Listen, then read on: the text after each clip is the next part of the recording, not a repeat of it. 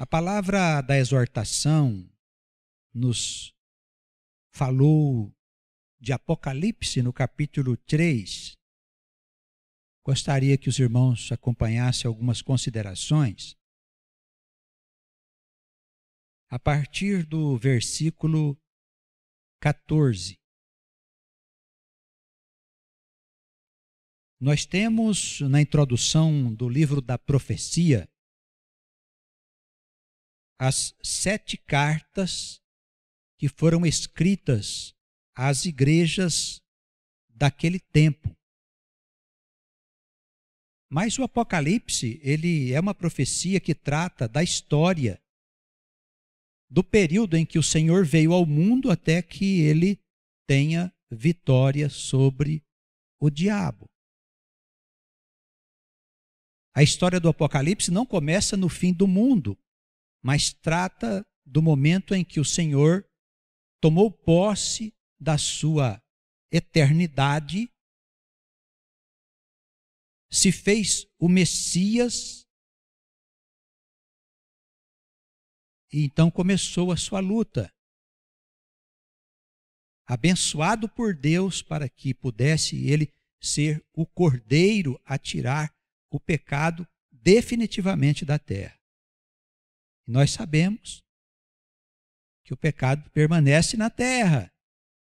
Nós sabemos pelos meios de comunicação e mesmo pela vida diária que o espírito de desentendimento está no mundo com toda a sua força. O que deve nos levar a uma vigília constante. O que deve nos trazer regularmente à casa do Senhor, para que nela nós sejamos fortalecidos. Sejamos revestidos, no dizer do apóstolo Paulo, de toda a armadura de Deus. Ora, se nós temos que vestir uma armadura, é porque vai haver guerra. Se precisamos nos proteger como um soldado que vai à guerra, é porque nós vamos sofrer as consequências da refrega. A mensagem que foi escrita às 7 igrejas, ela repreende as igrejas de todos os tempos. Mas ela fala também a um tipo de crente que pode ser enquadrado dentro da descrição que o Espírito faz.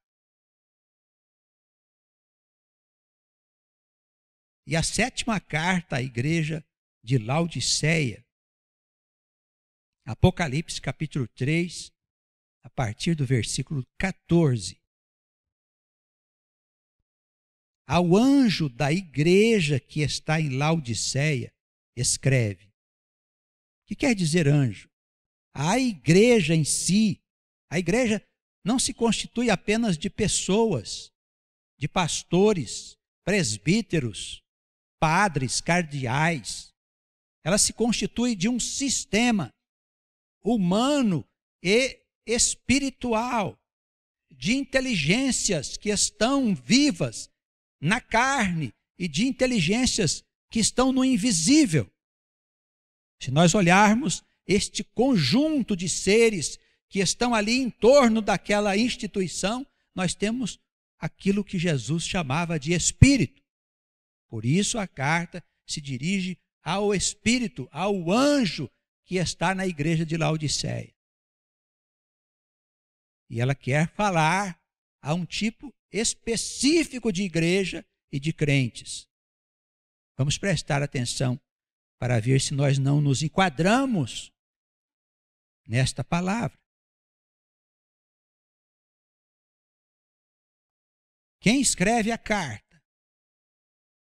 Isto diz o Amém, o verdadeiro, a testemunha fiel e verdadeira, o princípio da criação de Deus.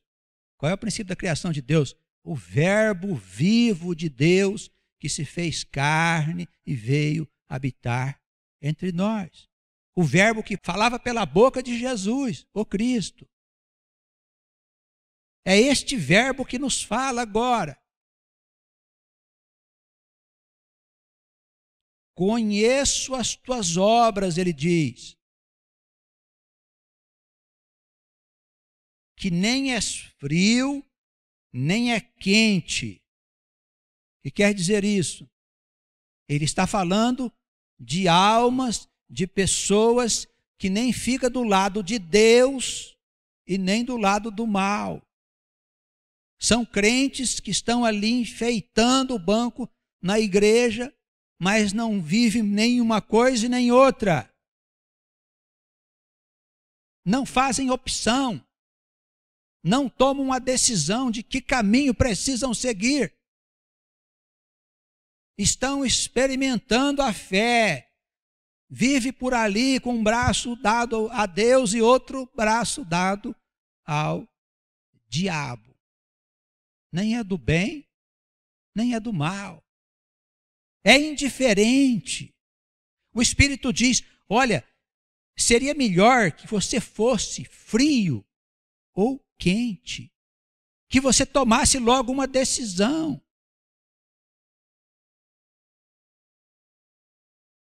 Conheço as tuas obras,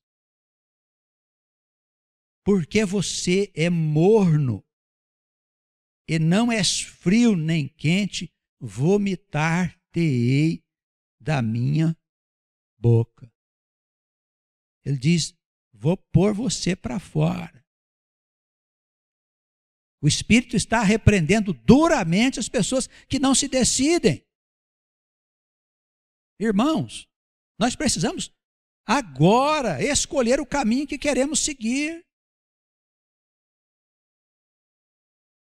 Nós estamos diante de uma palavra gravíssima que nos chama para participar do reino. E ela é tão séria e tão grave que fala que nós precisamos enfrentar muitas tribulações. Que por meio de sofrimentos, desafios, o Senhor deseja que nós conquistemos o reino. O reino que não será abalado. O mundo novo, a nova humanidade, esta civilização como nós a conhecemos, ela vai desaparecer da face da terra. Ela está condenada pelas suas próprias concupiscências, pelos seus próprios pecados. As promessas dessa civilização não vão se cumprir. Ela é tida diante de Deus como um falso profeta, porque ela profetiza um futuro que não existe para essa humanidade. Ou nós cremos nisso, ou nós não cremos em Deus, porque Deus fala com toda clareza, irmãos. Este reino será destruído. A grande Babilônia vai vir abaixo com todos os seus prazeres, glórias, ciência, poder financeiro e militar. Ela virá abaixo. Se tornará morada de pássaros imundos, de espíritos trevosos. Aquele que passar perante esta grande cidade, que é o símbolo da humanidade, Babilônia, vai menear a cabeça de um para outro lado, dizendo como era grande esta Babilônia, mas o seu poder, a sua glória se foi. É isso que dizem as Escrituras, irmãos. Ou nós cremos ou nós não cremos. Nós não podemos ficar em cima do muro. Porque o Senhor diz, vou te vomitar da minha boca. É o Espírito que está nos repreendendo. Nós não vamos deixar de trabalhar, nós não vamos deixar de fazer aquilo que é a nossa tarefa diária. Vamos continuar fazendo, mas sabendo que isso é temporário. Que Deus nos chama para outras coisas. Coisas bem melhores do que essas que o falso profeta tem nos revelado. As suas mentiras serão destruídas. Irmãos, não se trata de sermos catastróficos. É muito simples entender o que vai acontecer com o mundo. Construíram a cidade em cima de um alicerce falso. A humanidade construiu a sua casa sobre a areia. A queda era uma questão de tempo. Não quiseram o Senhor, não se interessaram pelo Senhor. Estão abominando o Senhor. Os países ditos desenvolvidos, que foram construídos à luz deste evangelho, hoje tiraram todas as marcas do Senhor dos lugares públicos, para dar razão aos ímpios, para dar razão aos apóstatas. O crucifixo foi tirado de todos os lugares públicos. Os governantes querem ter um laço rompido com Deus, como se fosse possível governar alguma coisa sem o poder de Deus. Esta apostasia está entrando no nosso Brasil, já entrou nos outros países, nas Américas e na Europa.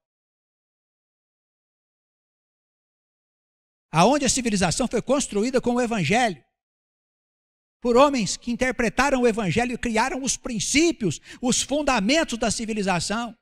Tudo isso está sendo destruído por um espírito mentiroso, de apostasia, para dar vazão ao desejo de uma minoria de homens e de mulheres descrentes. A consequência será gravíssima. O nosso futuro, ele está comprometido. O futuro dos teus filhos e dos filhos dos teus filhos já está comprometido. Se nós não crermos nas promessas de Deus. Eu não falo de Deus de igreja, absolutamente. As igrejas são duramente repreendidas pelo Espírito. Está aqui, ó. Duramente repreendidas pelo Espírito. Há algo maior, além das igrejas. Está nas Escrituras. Apocalipse nem trata de igreja.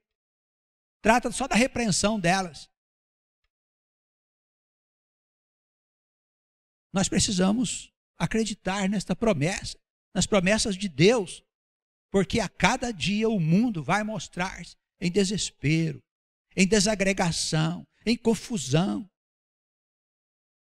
Mas nós não podemos ser envolvidos na confusão do mundo. Nós precisamos nos guardar. Nós somos o povo escolhido. Nós somos um povo santo. A palavra santo significa separado.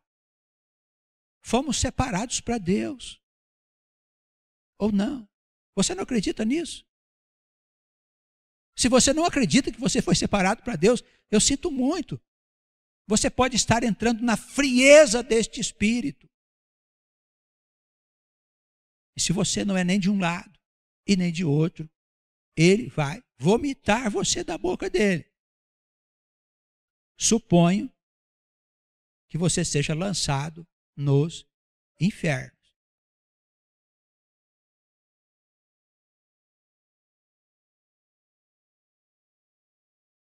Dizes, veja como o Espírito alerta. Dizes, rico sou, estou enriquecido e de nada tenho falta. Irmãos, quantas pessoas hoje pensam que estão seguras pelo poder financeiro que possui? Seu dinheiro, seu capital, seus recursos, seu negócio, seu emprego garantido. É essa a garantia. Sou rico, não preciso de nada. Estou bem, estou tranquilo. O Espírito diz o seguinte: nada sabes.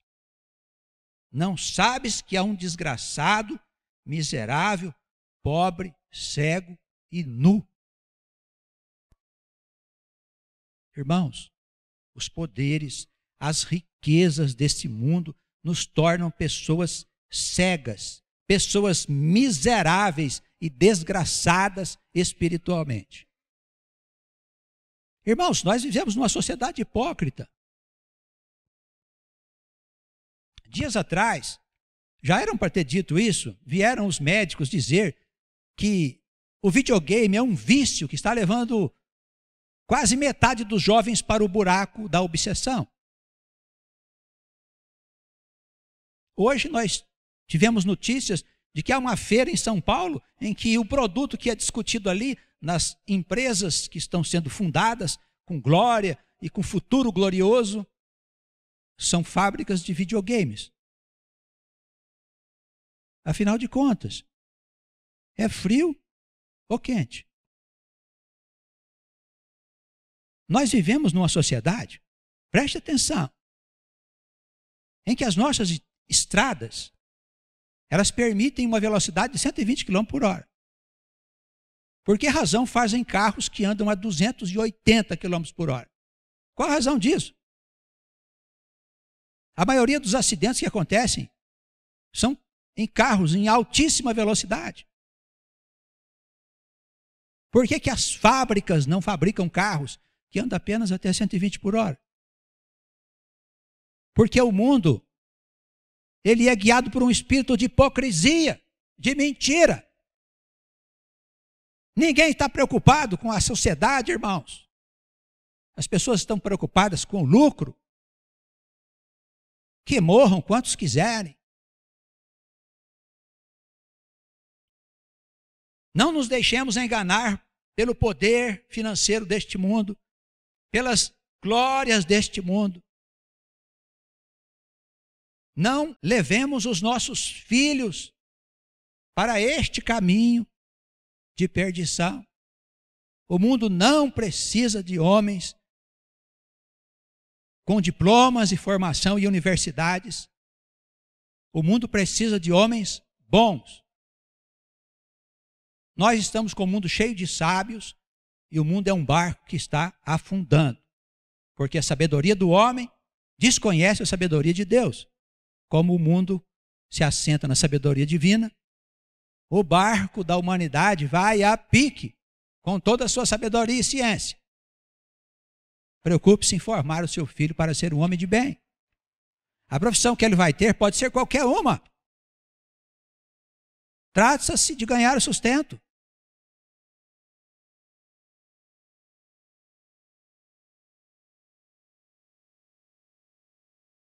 És um miserável, és um desgraçado, és pobre, és cego, és nu. Nós não podemos ser pegos na desgraça, na cegueira, na nudez. Aconselho-te, diz o Espírito, versículo 18, que de mim compres ouro provado no fogo para que te enriqueças verdadeiramente. Será que o senhor tem aí alguma empresa que está ali fundindo ouro? O senhor não está falando de nada que é material, irmãos. Ele está falando da preciosidade do conhecimento. Compre de mim aquilo que é verdadeiro. Nós precisamos saber quem nós somos. Nós precisamos saber o que estamos fazendo no mundo, qual é a nossa missão. Nós precisamos saber para onde nós vamos depois que o corpo morre. Temos que ter conhecimento sobre as causas do sofrimento humano, das provas que as pessoas têm que passar.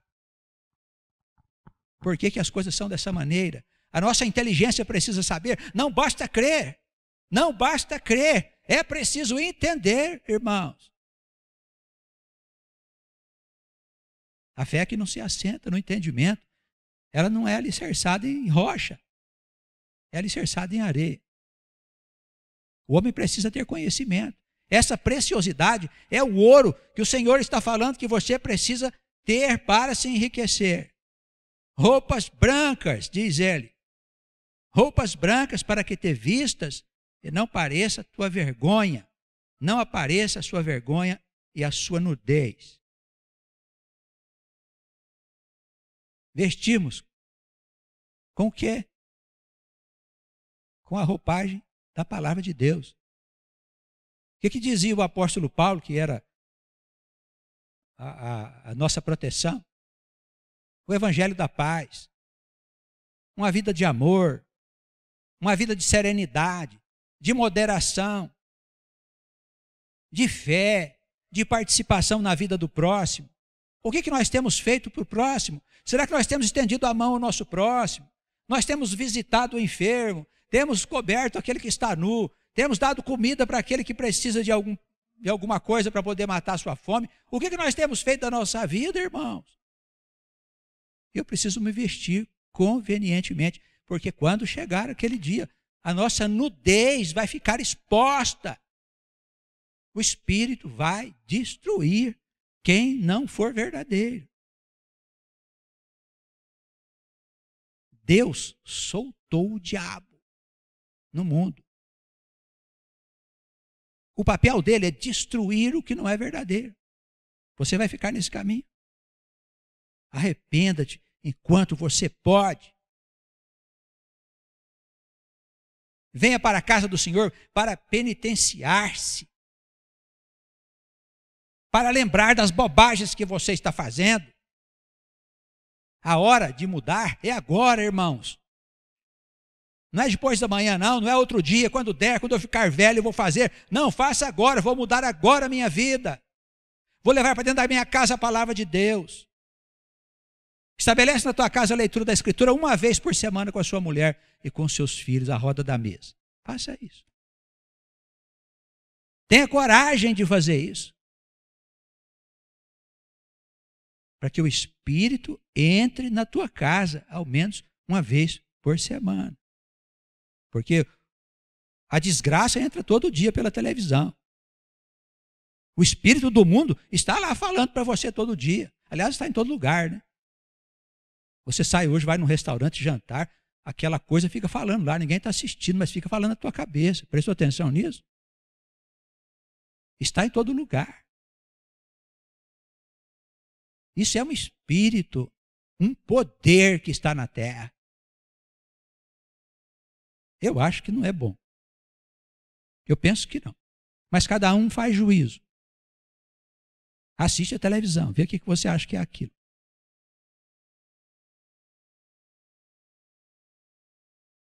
Unjas os teus olhos com colírio para que veja. Limpa os seus olhos da ilusão e das mentiras do mundo. Tenha coragem. Eu repreendo e castigo a todos quantos amo. Seja, pois, zeloso e arrependa-te, diz o Senhor. Eis que estou à porta. Estou aqui na porta da tua casa. Estou batendo. Estou chamando. Deixe-me entrar para que eu possa cear contigo. Lembra-se da passagem do primogênito? Quando Moisés fez a marca do Cristo, do Cordeiro, com o sangue do sacrifício, o anjo da destruição não entrou naquela casa. Irmãos, ele está batendo na nossa porta para entrar. É o Senhor, é o Cordeiro de Deus que tira o pecado do mundo, que nos perdoa todas as transgressões que fizemos até agora. Sabe quanto custa o perdão dos pecados? É de graça! Não custa nada, irmãos. Aqueles que cobram são mentirosos. Porque é de graça. O sacrifício foi feito, a oferta foi feita. Nós não precisamos pagar pelo perdão que Ele nos oferece. Amém? Eu estou à porta, estou batendo. Se alguém ouvir, tem muitas casas que não vão ouvir. Sabe quem vai entrar lá? O mesmo anjo que passou pelo Egito. Ele mesmo, o destruidor. Ele vai entrar. E a morte com ele. E não é a morte do corpo, não. É tempo do juízo. É a morte terrível do espírito. Porque não abrimos a porta para o Senhor.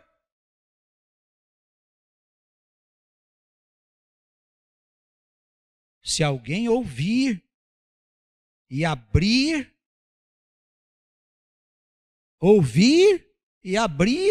a porta, eu entrarei em sua casa, com ele cearei e ele comigo.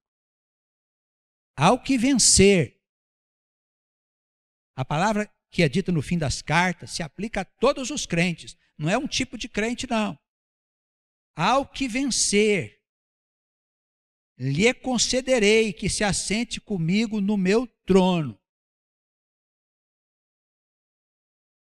A bênção é tal que nós seremos como o Senhor.